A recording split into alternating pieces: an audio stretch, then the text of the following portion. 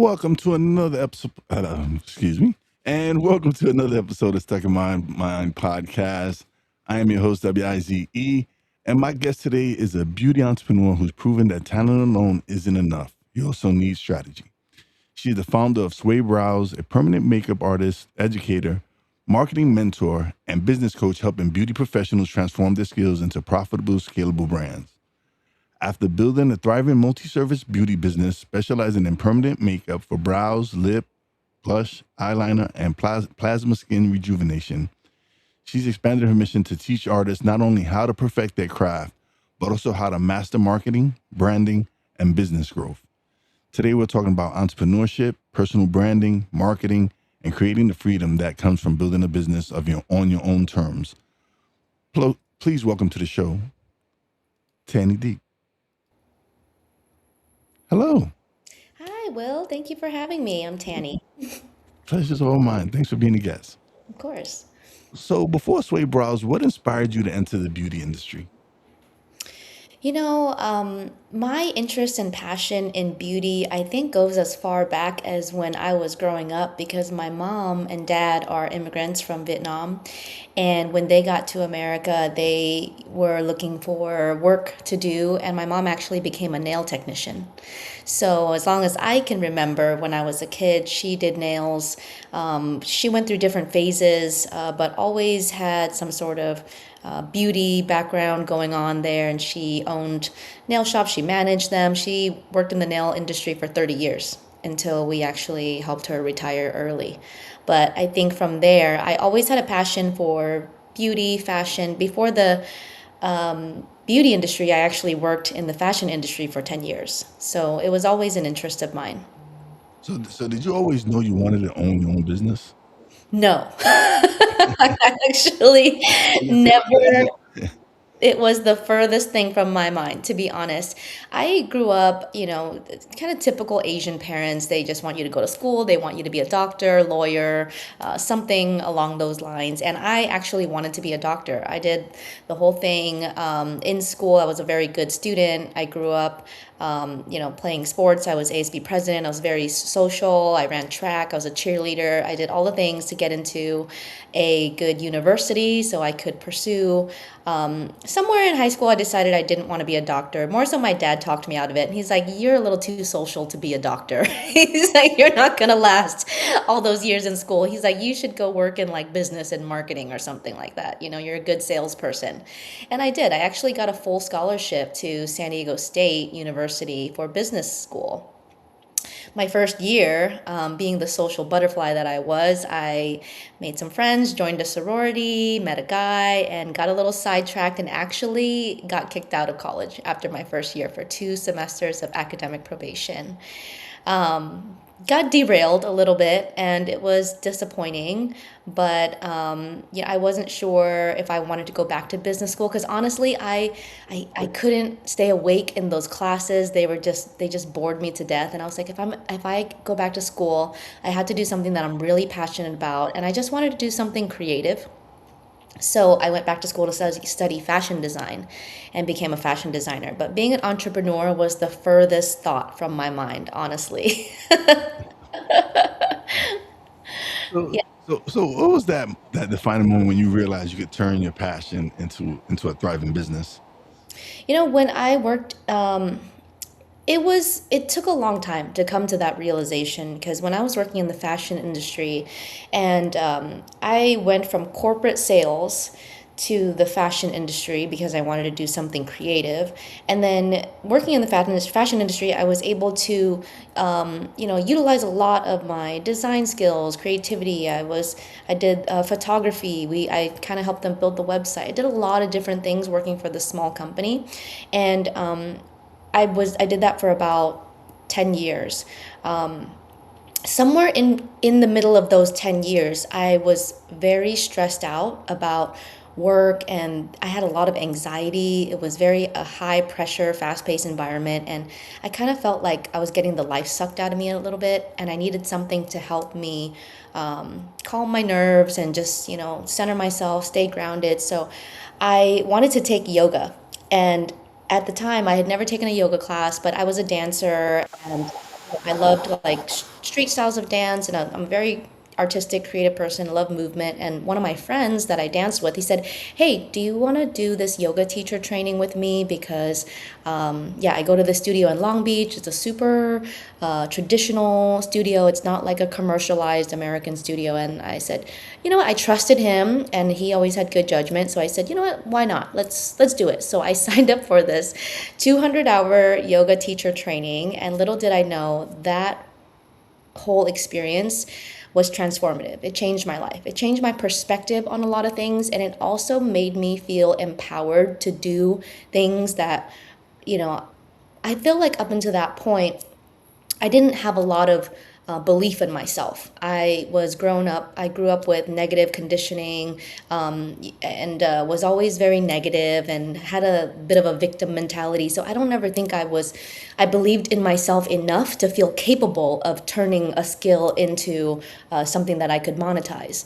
But taking that teacher training allowed me to have a lot of self realization, introspection. I did a lot of shadow work. I worked through a lot of trauma. And coming out of that, I felt like I emerged as someone who felt like I was now in control of my life and I could do anything that I put my mind to, but I have to do the work. Because 200 hours of yoga training was not just like physical, it was mental, there was meditation involved, chanting, and you spend a lot of time working on yourself. And there's a lot of discipline in it. You have to sit with your discomfort in these poses. You sit with your mind in this, but emerging from that, I really felt stronger and I felt like I have the discipline to do things. And I actually was motivated to pursue my own happiness above anything else. So after coming out of that, I actually quit my job in the fashion industry, in the clothing company. I went to another company that did handbags. I went from sales manager at a clothing company to doing that for a handbag company, and I learned a lot about myself in the process because the clothing company was very high, fast-paced energy, chaotic at times. I worked for a husband and wife team, and a lot of times when you work with a husband and wife, they have their personal issues, they have work, like all the things kind of get intertwined, and so it was very chaotic. And I wanted peace. So I went to this handbag company that was much more calm, peaceful, like the employees were not all over the place. And I got a little bored. I missed the chaos. And so I thought, so I stuck it out for a year, but then I learned that about myself is that I like to be excited. I like a challenge. And I like to do meaningful work. I think the reason why I got discouraged from the clothing company was I felt like, the work was not as purposeful. I don't know how, parallel handbags are to that, but I was looking for I was trying to find the answers, right? So I learned that I missed working for the clothing company. I went back to them after a year because I like the chaos and I tend to thrive in chaos. But after another 3 years there, I decided that I had hit my ceiling and I was no longer feeling fulfilled in the work that I was doing. So I wanted to make a change and I had to plan an escape route because you don't go from not wanting to work your job anymore to all of a sudden I'm going to quit tomorrow and I'm going to go build my own business. No, I looked for something new to do and then that became the microblading part. So I took a training. And from the moment I felt like I wanted to leave my job in January, I gave myself like a 12-month plan. Like maybe I can do this by the end of the year. If I can, one, take this training. The training takes 6 months. I want to complete it faster because I want to quit my job. So it's like 3 months in. I set a deadline for myself to finish the training. After that, I started working on friends, family, taking models. I was still working full time and trying to chase this new dream and trying to make it all work at the same time. Exhausted, just burnt out, like 7 days a week at one point where I was just working and then taking clients on the weekend and then trying to plan for how I'm going to make this work full time. But I was really fearful. I didn't know. I did not have the guts to be my own boss. But work started getting even more intense. And I finally had to tell my boss that, you know what, I have a side hustle. This is why maybe my performance hasn't been great, but I'm getting a little burnt out because I'm doing everything and I want to make more money and I just want to do something that I am really passionate about. So they gave me a little break changed my schedule a little bit, and then I had to make the effort to hire somebody new to replace me. I had to hire two people to replace me because I had been there for so long. And after we went through a hiring process, there was one person that my boss decided to hire that I just was not getting on with. Like, we were butting heads constantly, and I was her supervisor. And it was it got to a point where I'm like, why am I stressed out at work? I'm thinking about eyebrows all day. I just want to tattoo. I just want to draw. I don't even want to think about clothing anymore. We were getting into it, and then I finally told my boss, look, it's either her or me, because I can't be here fighting with her. I'm trying to help her. I'm trying to help you. I'm also trying to, pursue something here. And then my boss said, it sounds like you already have one foot out the door, so why don't you do your thing? Like, go on. And so that was like, that pushed me out. At the time, I was sharing a room in the back of a hair salon with my sister-in-law, who was also an esthetician who worked in the beauty industry. She had a room that she was renting, and she let me sublet it, like, on weekend afternoons. And that was only supposed to be temporary. So actually, when I quit my job, it was October, and then my sister-in-law decided she was going to move to another space. So I had no space to work. I had no full-time job. I had a side hustle that I was doing like 2 days a week in the afternoon at best, and I freaked out. I was like, oh my God, I don't know if I could do this. I was calling around to all these salons to see if they wanted a microblading artist or if they were hiring. Nobody called me back, and I had to take matters into my own hands. And I think that was the universe's way of like just pushing me out there. And it was like, why don't cut the umbilical cord on all ends? Like, you're not gonna do this on your own. So I had to just bite the bullet, and I cried to my family. I was like, what am I gonna do? I don't know if I could be my own boss. Like, I've never done this before. I'm really scared. And they were like, look, you can do this. And they're like, you work so hard for everything that you do in life. Like, if you just put your mind to this, you could probably do it. And just find a little solo salon suite or like a private suite that you can rent. Will help you. So I remember that first month of November 2018, I rented my own solo salon space, and that was 100 square foot little studio, no windows, just four walls. And my sister bought me my bed that I tattoo on. My brother bought me my little light. My mom came and helped me put the stickers on the wall, and like, it was cute. It was my humble beginnings. But from then, I just worked, and I told myself, yes, if I can work 12 to 15 hours a day for somebody else, I can do this for myself. And at that point, I had 10 years of working in the fashion industry experience. I had another 10, 15 years of sales and marketing experience. And I'm like, I know how to sell. I know how to manage a business. I just need to focus on getting really good at this skill and then marketing it and setting up the business to go on social media. Yeah. So little by little, started working at it, and was building my presence online.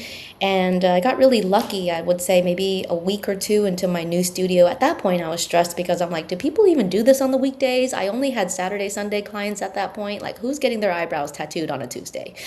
But people do. And there's a lot of people out there that don't work and they want to go get beauty services during the week.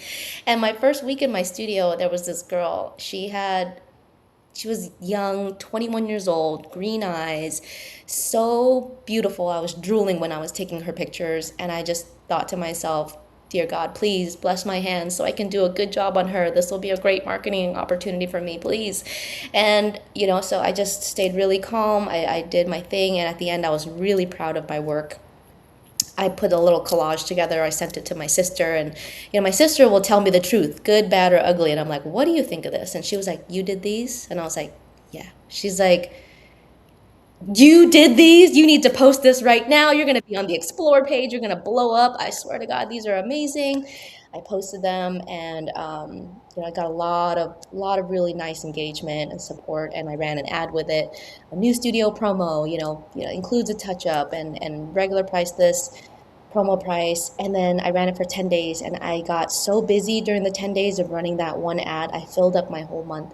My first month in my solo salon studio, like, I made $10,000 my first month, and that was like the most money I'd ever made in my whole career in 1 month. And I freaked out. I was like, this has to be a fluke. There's no way it was like that. The holidays came, December rolled around, and people were still asking me if I was going to run that promo, and I decided to run it through the holidays. I must have taken just Christmas off that whole month because I didn't know if this was gonna last, and I just worked right through it. And I got fully booked again by Thanksgiving for a whole nother month, like 30 new clients, which was crazy to me. And just the momentum kept going. The promo ended, and I just kept pushing at it day after day. So I think, I didn't know that I was going to be ready for it. I just did it, scared, fearful, imposter syndrome, all of it, and just worked and just prayed that, day by day, like God would see me or the universe would see me and just, throw me a bone. So, what challenges did you face early in the early days of building your brand? In the early days of building my brand, I think my biggest challenge was just staying consistent with creating content because I knew that, okay, I need the exposure. And I started on social media just like everybody else at square one, zero followers. And then my friends and family started following me. And like, I was posting something that I made a promise to myself was I need to post something every single day before I go to bed, like non-negotiable. So non-negotiable. I'd be tattooing for 8 hours a day, like basically cross-eyed by the time I get home, and I'm like, I gotta, take a break, eat, and then I need to go back on social media and edit my content and put that together. And like, I'm not a content creator. It's like I had some photography skills, but I was just working with my phone and just learning how to navigate like content creation, learning how Instagram was really working. This was 8 years ago. It was much different then. And just navigating through all the ins and outs of showing up and getting more exposure. And I was doing a lot of research on other artists all around the world and seeing what was working for them. And I saw a lot of people because at the time microblading, it's like it's an art. You're drawing hair strokes, and we had to practice a lot.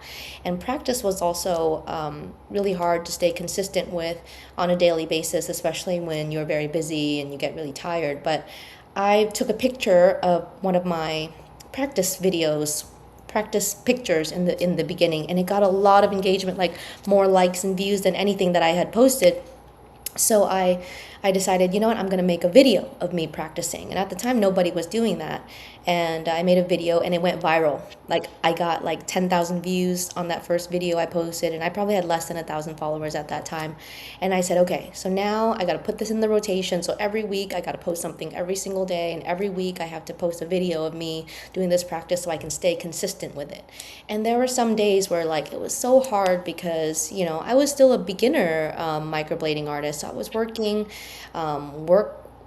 working with clients was a struggle. You learn in school and they make you believe that everyone's symmetrical, everyone's beautiful, perfect skin.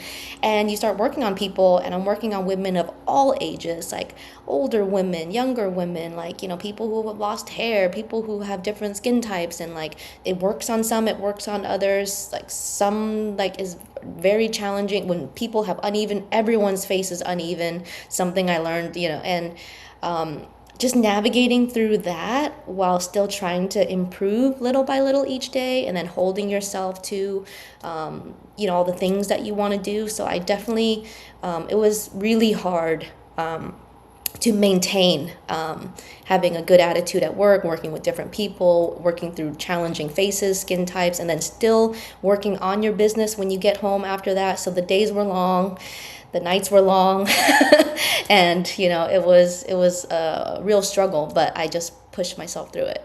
Yeah, that was my next question. Is like, how did the transition from artist, like you would have to go from artist to business owner, right? Like you would have to come home and after working Yeah. all day of doing the art and doing, and then when you come home, now it's time for me to be the business owner. Like Yes. how difficult was that? It was really challenging, but and it's funny that you don't know what kind of life experience prepare you for this moment, right? But that yoga teacher training, that program probably prepared me in the sense of discipline. Like I had so much discipline after coming out of that, and being able to take myself out of my own mind and be an observer of like my thoughts allowed me to zoom out of my own business and have to put myself into the different roles of, okay, I have to be an artist when I show up at work and work with my clients, face them, and have my customer service smile on, and try to talk them through it, hold their hand. I'm tattooing their face. This is a very it's a core memory for a lot of people, the first time getting your brows done, and being able to hold them through that, and then coming home and knowing that I have to still get more clients, because it's like I have these clients today, but I need clients tomorrow and I need clients next week. And I don't, and I, one thing I made a promise to myself along with the other to-do list of things I had to do was I will never allow myself to wonder where my next client is coming from. Meaning, if I don't have a client, if I have time to complain, if I have time to go and think about like why is it so slow? I have time to put a picture together. I have time to edit a video. I have time to go do some work. Put an email together. Just do something to drive business. And that was the part of working on my business that was just as important as working in the business. Absolutely. It's funny because I have tattoos, and my mom, she kind of freaked out on me. And then as when she got older, much older, she had her eyebrows tattooed, and I was like, for all these years, you were mad at me for getting my tattoos, and you go and you get a tattoo of your eyebrow.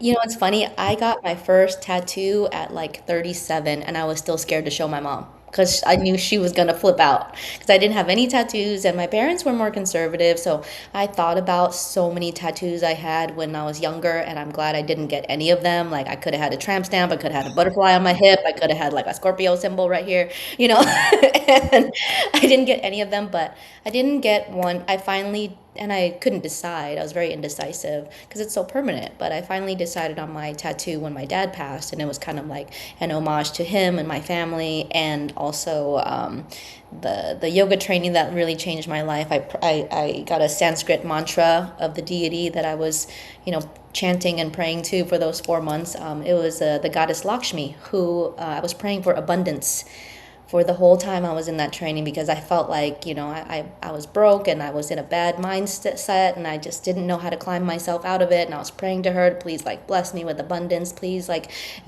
just more than just the monetary wealth. Like I want the health, the love, the riches, the relationships, like everyone in my family to do so well.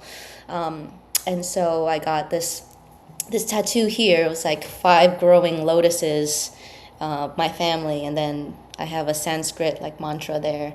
And I showed my mom and I told her the story, and then I thought she was gonna flip out, but she was like, "That's really beautiful." She's like, "That's a beautiful tattoo," and ever since then, she never really gave me any other crap for it. My second tattoo, not so deep. It's a shot glass with a lime on my arm.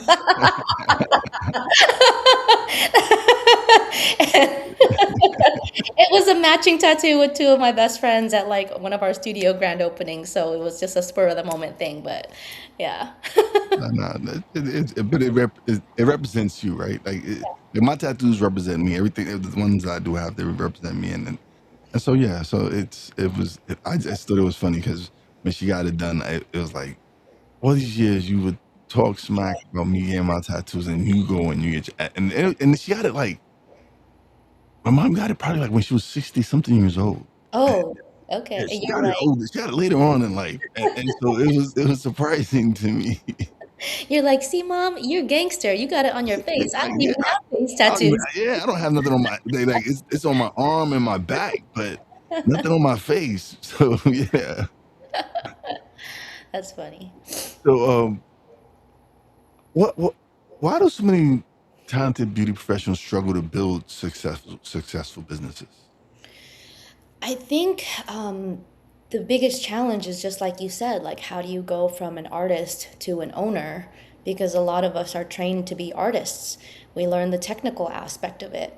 And I was just fortunate enough to have sales and marketing experience from my previous job and, my history, but not a lot of people have that background, and they get into this. And you go to beauty school or you go learn a trade skill, they teach you the technical aspect of it, because the technical aspect of everything you're doing is complicated in itself. Nobody's teaching you the business side of it. So nobody's teaching you how to set up your business, your website, your social media. How do you create content that isn't just fluff? Like, you have to create content that speaks to the viewer and engages with the audience and makes them want to buy with you. And so I think a lot of beauty artists, technicians, specialists, stylists, they struggle because they lack that knowledge, and it's not taught in the schools. Yeah, absolutely. So because yeah, I know how it is with social media, and it's very important that that's where a lot of people kind of don't put the effort in, right? They don't really know Yeah. that you have to be consistent with it. Oh, Because yeah. that's how I've been able to build my podcast is being consistent. And when you're building something, you definitely have to be consistent. So, like you said, the yoga helped you with the discipline aspect of it. Yeah, I think the discipline, and also having, they say entrepreneurship is not spiritual, but it is very spiritual, because you have to believe that the success will happen and it's not instant gratification. Like, if you're building something, it's going to take you time, months, weeks, months. That's what take listen. I've been building my brand for the past 6 years, and with every year it's there's growth, right? But it took me really investing in myself, and like you said, some of the challenges like imposter syndrome was one of the biggest challenges, and with me anyway, where Mhm, because of the self-doubt and me believing that, oh, I shouldn't be in this space, this isn't my space. mhm. And then when I start speaking to people, they're like, dude, you're supposed to be here, man, this is what you're supposed to be doing. And Yeah, so when I get those words of encouragement from people that they don't have any skin in the game, they don't really necessarily have to encourage. But when I do get, it's just like, all right, I'm doing what I'm supposed to be doing. I'm on that right path. yeah. And those are the little reminders that we need sometimes when we feel like nothing's working, I'm not getting the response that I want, and it's not happening fast enough. But then somebody will remind you that, hey, you're on the right path, you just got to keep going. And that's why sometimes people who are successful, it can seem like an overnight success because you've been grinding for 10 years and nobody knew. But then, like, one day you got that golden opportunity that just gave you all the momentum you needed and shoots you to the stars. But then when people see that, they're like, oh, I didn't even know who she was or who he was, and all of a sudden he's like successful. But Yeah, they go like overnight success, but overnight, yeah. but for some of us, it's been years of grind, right? It's been years of trying to build and then invest in yourself, and personal development is very important. Like Huge. it's something that, and you mentioned mindset a lot, and it's your mindset is key in helping you build your brand and build whatever you're building, because you have to have that positive mindset. You're gonna have some rough days. You just gotta like take the blow and just get back up and continue. Yeah, I think mindset training needs to happen like before you even get into the workforce or before you get out into the world, and you want to build something, because it tests you. Uh, Greatness will test you if that's what you're seeking, right? And the mindset shift, when I really started that practice, was it started with gratitude. I started journaling. I started, just being grateful for even the most simple, mundane things in my life. I have a roof over my head. I have a bed to sleep in. I have, clean water to drink, food to eat. Like, that is more than a lot of people can even say. And when you start your day with that gratitude, everything else is just goes up from there. So nothing can really get you down anymore, because you already have like those basic necessities. And from then, everything that you are wishing for or praying for, you have to have the gratitude that as if you already have it, as if God has already blessed you with it, and you're just speaking from that place, and you keep going with it. And it's funny because I have journals around me all the time. I still write a lot. It's been probably 10, 15 years of just, manifestation, journaling, like, but it also helps you unload everything that's in your mind and take a step back and like, where am I? How am I feeling? Maybe life isn't where I want it to be right now, but I'm looking forward and this is where I want to go and this is like what do I need to do to get there, because you always have the what, which is like what you're doing, your why, what's motivating you, your what's your goal, but then people forget about the how, because how do you get there? You have to create that action plan for yourself. Like, what does that mean? Like, what do I have to do today? What do I have to do this week just to move the needle to get closer to that goal? And then what's my deadline? When is this goal going to happen? And when you have that whole process of like your what, your why, your how, and your when, and you keep going, and then you just keep sticking to it, you might hit your goal. You might not be where you exactly wanted to be. You could be 80% closer though. But a lot of people don't kind of look at their life in that way where they create the action plan. Like dreams are just floating in the ethers all the time, but you have to anchor it with the action plan. And the action plan is going to take time, but I think part of now, because I've built everything that I built and I look back on it, and every time I had a goal and I hit the goal, I'd move the goalpost. Like, okay, what's the next goal? What's the next goal? And what's the next goal? And you realize after you hit all of your goals and you keep pushing that you get to where you want to be. And like, I can be honest, I can say that I've reached every accomplishment and goal that I've set out to do in my life. I'm at this point where I'm just like, I'm happy. There's more that I want to do and there's more that I want to accomplish, but I think there's more that I want to accomplish in terms of like who I am as a person, like who I want to develop myself as a person. Like there's a lot of creative things that I want to do. My husband asked me, if you had all the money in the world right now, like what would you do? I was like, I would go take like a flower arranging class. I would go do some pottery, I would like grow a garden, like see if I can even do it. And I think the most rewarding part of all of this is that showing myself, my inner self, who didn't believe in myself then, that I could actually do it, and I did it. And proved everybody around me wrong, who when I got kicked out of college, that, oh, she's just a party girl and she's not going to make anything of her life, and just to show everyone that, I did it. I set my foot out there and, I pushed through all the hard days and the challenges and the setbacks and all the things, and I did it, and I'm proud of myself. And now it's like, if I were to say anything about this, like I appreciated the journey. I appreciate the building, the process of building, the planning, the getting excited when you created something out of nothing and it actually works and people trust you and they support you and you're making a difference in the world and you're helping other people. And those are all of the best parts of the journey that I'm the proudest of, because the accomplishments are just, they're goals, they're dreams. You get there and it's like, what next? If you're an ambitious person, it's always going to be what next, and you're going to not feel fulfilled unless every part of what you built really meant something. And yeah, absolutely. And for me, it's been being able to build what I'm building now. It was because I started in 2020 through the pandemic. I was furloughed from work. I launched the podcast, but the podcast has led me to different things. It's led me to starting my own production company. It's led me to starting a publishing company. I've launched my own internet radio station. Things that I didn't You if didn't you know would it ask, was in you. yeah, I didn't know I could do these things, right? I didn't. A lot of the things I've been able to learn these past 6 years. I've learned how to edit video, audio. I've learned how to. I've designed my own website. I've learned how to code, and it was like whenever I would challenge, like these past 6 years, I've challenged myself more than I've ever have in my life, right? It because I was at that point where I just, yes, well, yesterday I just celebrated my 50th birthday, Oh, right? happy birthday. Thank you. And You don't look 50 at all. thank you, thank you. Yeah, I just celebrated my 50th birthday, and like I'm right now, I just feel like I haven't even hit the peak of what I can reach, like where I can, like sky's the limit.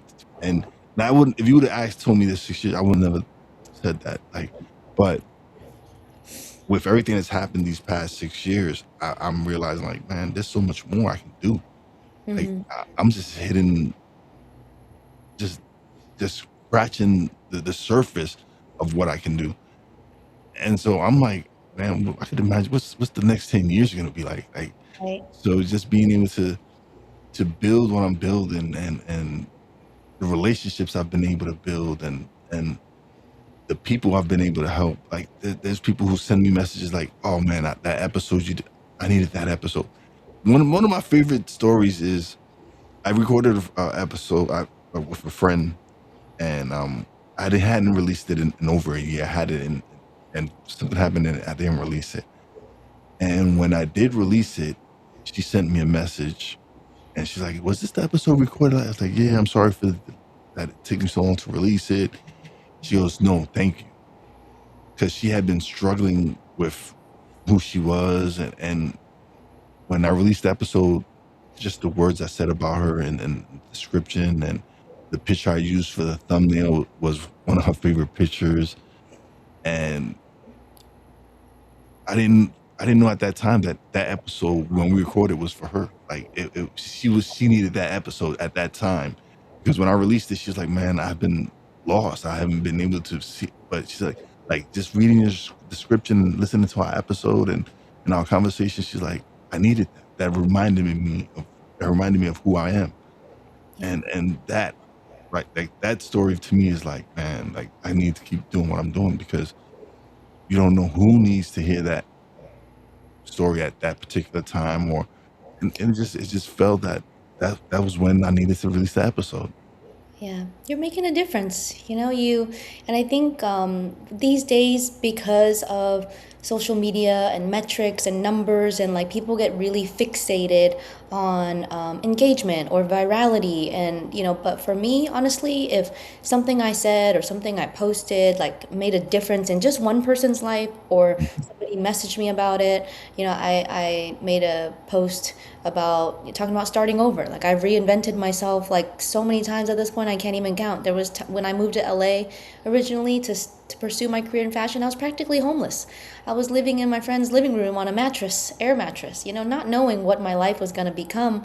And I told that story, and then I had a couple of young students or artists, like newer artists, reaching out to me. Thank you so much for like posting this, and like I'm in that place right now and I'm struggling. The video itself didn't go as viral as like some of the other content that I create, where I'm actually showing my brow tattooing, where people really love to watch that. But just those little messages sometimes can help somebody, and like how you're interviewing people, and and even for your guest alone, she needed that reminder, and that's amazing, just having that personal connection with people. And I think that's what has motivated me to still be here in the industry like 8 years later. And I did accomplish the goals that I set out to do, but now, like, and I'm asking God, like, what am I to do next, like, and I'm into some interesting holistic things, like getting Akashic readings and like connecting to my spirit guides and channeling, and because I'm always like, what am I here for? Like, what am I here to do? And can you give me a sign, and, tell me if I'm on the right path? And I've been seeing angel numbers every single day, and like 111, 1111, like every day. And I'm, feeling like, okay, I'm in the right place at the right time. I'm doing the right things.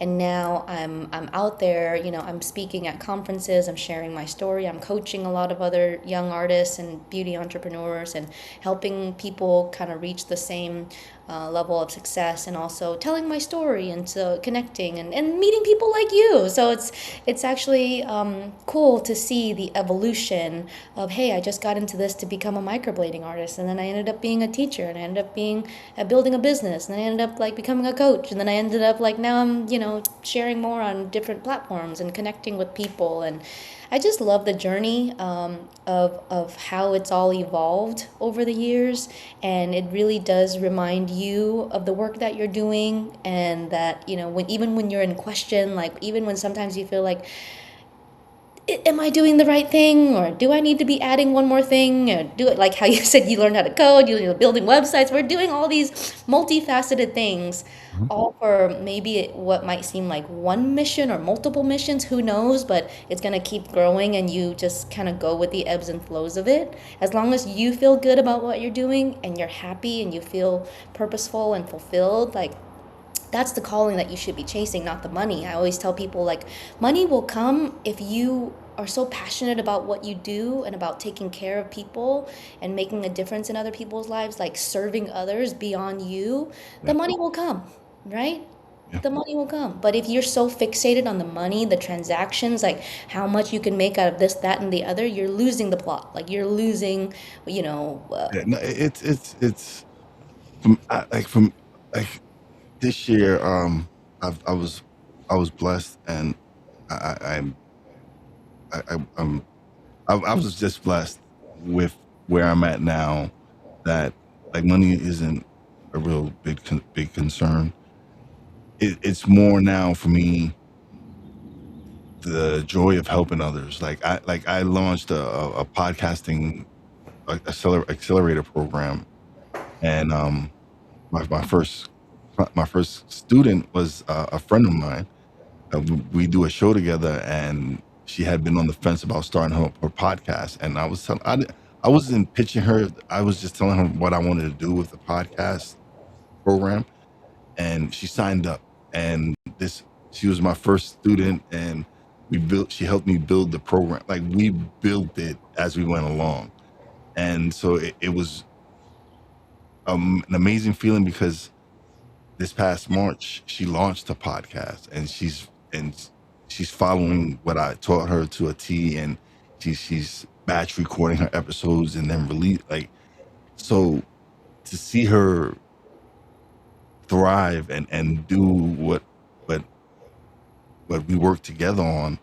It was like I didn't care about the money. It was just the fact that I got her to do something that she had been wanting to do for years, mhm. and for her to go just believe in me and have the faith in me that I can help her get to where she wanted to get to, that meant the world to me. And that for me was like, man. And now she's referred a friend, so I'm about to help them launch their. So it's just these things. It's just a great feeling to be able to help someone fulfill a dream that they have, or a goal that they want to accomplish. You're showing people that it can be done. Yeah. And then you created the system to show them how to do it. And Hmm. that took years of mastery. So, now I teach people how to do permanent makeup, and I have programs. And I was teaching with another academy for the last 6 or 7 years. And I recently built my own academy because my mentor retired. She kind of sold the company. And then I just wanted to build my own platform.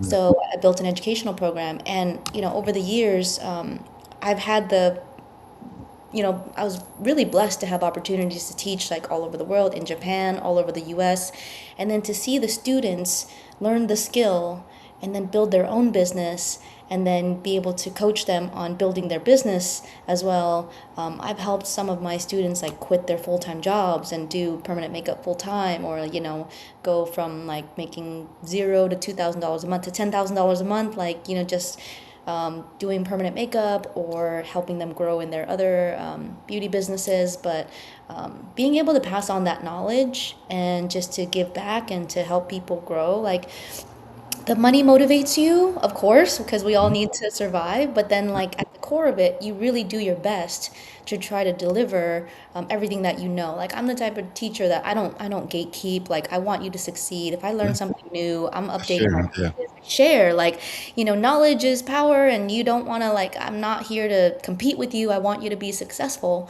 But the sad part is there's a lot of predators in our industry as well that will take a class, all of a sudden, if they're a working artist and they decide that, like, business is slow. They transition to teaching when they really have no business teaching, or they'll teach a really fly by night course and charge $3,000 to $5,000 for it. And a lot of students feel scammed because they didn't learn anything from there. There's no support afterwards. I've been ghosted by some of these trainings. Like, I've taken at least like 17 or 18 trainings myself in the last 10 years of doing this, from learning like brows to lips to eyeliner. I've learned scalp. I've learned like removal techniques. I've learned a lot of different things. I've taken really great courses where I'm like, wow, she's amazing. She taught me everything. She supported me after. And I've taken some courses where like, what the hell was that? And it's like, I feel, scammed, and like the teacher doesn't respond to you afterwards. If you have questions, you just feel lost. And the sad part is that there's people taking advantage of new artists. People are saving up like their life savings, like $3,000 to $5,000 to take these courses and just to try to make a difference in their own life. And then they get taken advantage of, and it's just so sad, So I always try to do my best in delivering the quality of education, or the quality of the process, and try to help people understand a lot better. I started in microblading, but now that was a manual technique, and now we've switched to like machine techniques. So we're doing more similar to tattoo style, but just not as like deep into the skin for the eyebrows, and it's better longevity. So the industry is constantly evolving. I'm sure, like your industry, there's always new things happening, and we have to stay on the cusp and the pulse of the industry to know like what's new, what's like the new equipment, like how are Yeah. you using this technique, or like what's what can, and learning it, mastering it, and then giving it back. Yeah.